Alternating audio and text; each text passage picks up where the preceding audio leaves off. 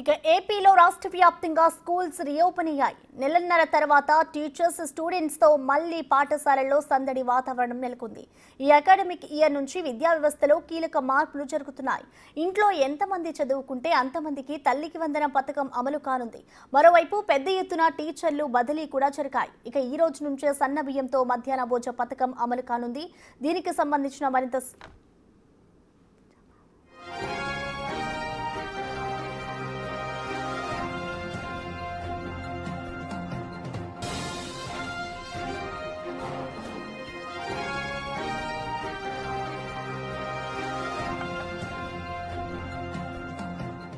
దీనిపై మరింత సమాచారాన్ని మా ప్రతినిధి షణ్ముఖ్ అందిస్తారు.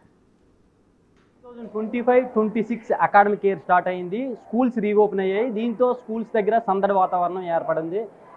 పిల్లలందరూ స్కూల్స్కి వస్తున్నారు. ఇంకా ఇక్కడ ఈ సంవత్సరం దగ్గరకు వచ్చేసరికి కీలకమైన విద్యా వ్యవస్థలో కీలకమైన మార్పులు జరిగాయి. మొదటగా చూసుకున్నట్టయితే తల్లికి వందనం. ఇంతకుముందు అమ్మఒడి పేరుతో ఇంట్లో ఎంతమంది పిల్లలు చదువుకున్నప్పటికీ కూడా ఒకరికే అమ్మఒడి పడేది. కాకపోతే ఈ సంవత్సరం నుంచి ఎంతమంది పిల్లలు చదువుకున్నా అందరికీ తల్లికి వందనం పేరుతో అమౌంట్ వేస్తామని చెప్పేసి ప్రభుత్వం చెప్పింది. ఈ రోజు నుంచే దాన్ని ఇంప్లిమెంట్ చేస్తుంది. దీంతో పాటు ఇంకా టీచర్స్ ట్రాన్స్ఫర్స్ అనేవి పెద్ద ఎత్తున జరిగాయి. మ్యాక్సిమం అన్ని స్కూల్స్లో కూడా మెజారిటీ టీచింగ్ ఫ్యాకల్టీ అనేది చేంజ్ అయిపోయినటువంటి పరిస్థితిని మనం చూడొచ్చు. దీంతో టీచర్స్కి స్టూడెంట్స్కి మధ్య ర్యాపో ఏర్పడాల్సిన అవసరం ఉంది. ఇంకా దీంతో పాటు ఈ మధ్యాహ్న భోజన పథకంలో ఈ రోజు నుంచి సన్న బియ్యంతో అన్నం పెట్టేటటువంటి పరిస్థితి కూడా ఈ రోజు నుంచే ఇంప్లిమెంట్ చేసేటటువంటి పరిస్థితి ఉంది.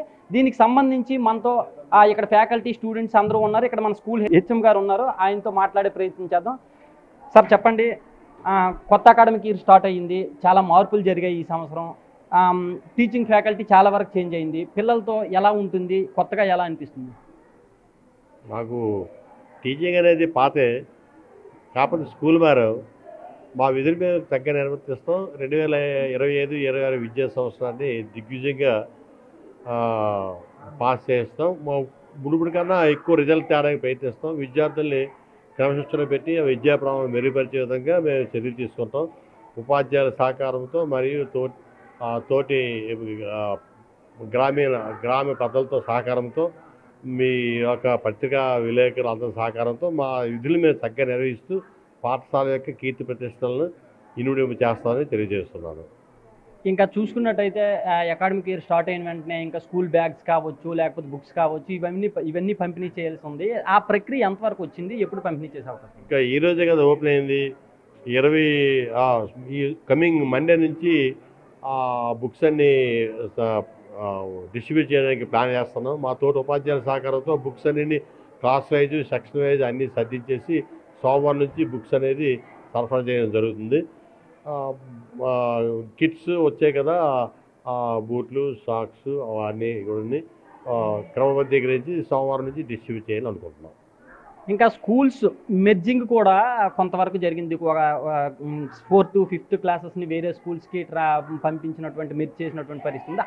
అలాంటి పరిస్థితి ఇక్కడ ఏమైనా జరిగిందా? మా పాఠశాలలో 3, 4, 5 ఉన్నటువంటి విద్యార్థులు దగ్గర ఉన్నటువంటి ఎలిమెంటరీ పాఠశాల పంపించడం జరిగింది. ఈ అకాడమిక్ నుంచి 6th to 10th వరకు ఇదే పాఠశాలలో కంటిన్యూ చేయడం జరుగుతుంది. ఇంకా చూసుకున్నట్టయితే పిల్లలు కూడా మనతో ఉన్నారు. వాళ్ళని కూడా అడిగే ప్రయత్నం చేద్దాం. ఇంకా పిల్లలు మొదటి రోజు నుంచే వచ్చి ఉత్సాహంగా ఇక్కడ కనిపిస్తున్నారు. అయితే ఇక్కడ చాలామంది పిల్లలు ఉన్నారు. వాళ్ళు నెలన్నర తరువాత స్కూల్కి వచ్చారు కాబట్టి వాళ్ళ ఎక్స్పీరియన్స్ ఎలా ఉంది ఒకసారి చెప్పమ్మా. నువ్వే క్లాస్? 10th class. ఎంజాయ్ చేసాం. మా అమ్మమ్మ వాళ్ళ ఇంటికి వెళ్ళాం, డైలీ ప్రైవేట్కి వెళ్ళాం. 1.5 month. What about 10th class అంటే 10th క్లాస్ ఎలా ఉంటుంది అనే మా ట్యూషన్స్లోని ఫస్ట్ గ్యాదర్ చేసుకున్నాం ఇన్ఫర్మేషన్ అంతా. 10th క్లాస్లో ఏం చేయాలి, 10th క్లాస్లో ఎలా చదవాలని.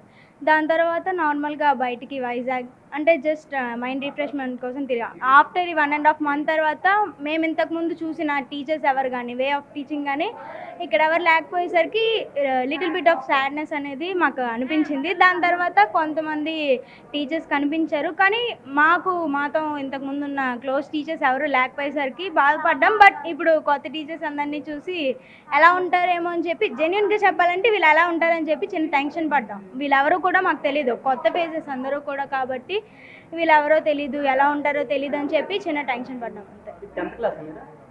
ఇప్పుడు 10th క్లాస్కి వస్తున్నారు కదా, ఇప్పుడు అంటే క్లోజ్గా ఉండే ఇంతకుముందు ర్యాపో ఉండే టీచర్స్ అంటే ఏదైనా ఇతర 10th క్లాస్లో డౌట్స్ ఏమైనా ఉండడానికి ఉండేది, ఇప్పుడు ఎలా అనిపిస్తుంది? ఇప్పుడు మేబీ భయం వేస్తుంది, వీళ్ళకి అడిగితే ఎలా రియాక్ట్ అవుతారు, ఏమో చెప్తారో చెప్పరా అని చెప్పి చిన్న భయం వేస్తుంది. ఇంతకుముందు ఏంటంటే మాకు ఏ డౌట్ ఉన్నా చాలా ఫ్రెండ్లీగా మూవ్ ఆన్ అయ్యేవారు కాబట్టి వాళ్ళకి వెళ్ళి అడగడానికి. ఇప్పుడు 10th క్లాస్ అంటే చిన్నప్పటి నుంచి చాలా భయం ఉంటుంది, 10th క్లాస్ అంటే public exams very tough subject అని. కానీ ఇప్పుడు 10th క్లాస్కి వచ్చే కొద్దీ this is not a tough subject, next inter degree ఇవనేవి కూడా దీని మీద టఫ్ ఉంటాయి. So we have to move on with the new teachers and we have to understand them. Okay, చూస్తున్నారు కదా, ఇక్కడ టీచర్స్ కావచ్చు, పిల్లలు కావచ్చు, చాలా ఎంతూజియాజంగా ఉన్నారు.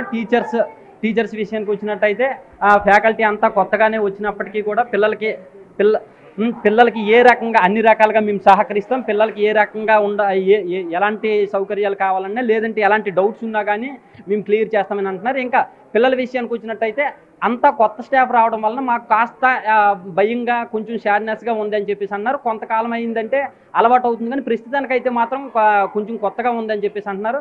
ఇంకా 10th క్లాస్ విషయానికి వచ్చినట్టయితే ఎగ్జామ్స్, ఫైనల్ ఎగ్జామ్స్ కూడా ఉంటాయి, పబ్లిక్ ఎగ్జామ్స్ కూడా ఉంటాయి కాబట్టి ఇప్పుడు కొత్త స్టాఫ్తో ఎలా మింగిల్ అవ్వాలి అనేది కాస్త భయంకరంగా ఉందని చెప్పేసి అంటున్నారు. ఏదేమైనప్పటికీ కూడా కొన్ని రోజులు మూవ్ ఆన్ అయిన తర్వాత అంతా అలవాటు అయిపోద్దని చెప్పేసి అంటున్నారు.